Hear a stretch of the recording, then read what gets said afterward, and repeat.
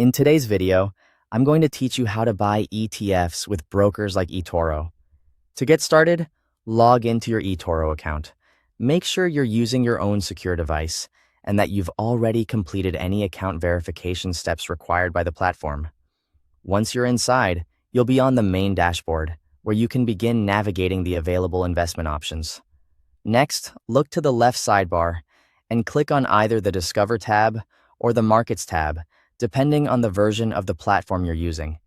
This is where eToro groups different asset categories, making it easier to explore what's available. From there, select ETFs to browse the exchange-traded funds listed on the platform. If you already know which ETF you want to buy, you can save time by using the search bar.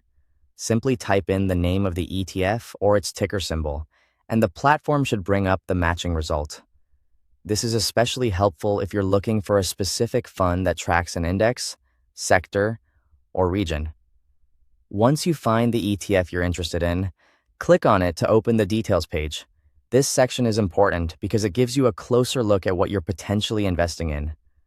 Before placing any order, take a moment to review the ETF's recent performance, its underlying holdings, any fees involved, and the risk information provided. Even if an ETF looks popular, it's always a good idea to understand what assets it contains and whether it matches your own investment goals. When you're ready to move forward, click Invest. You'll then be asked to enter either the amount you want to invest or the number of units you want to buy, depending on how the broker structures ETF purchases. Be careful here and double-check the figures you enter so your order matches your plan.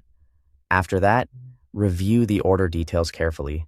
This final summary usually shows the asset you're buying, the amount, and other key trade information.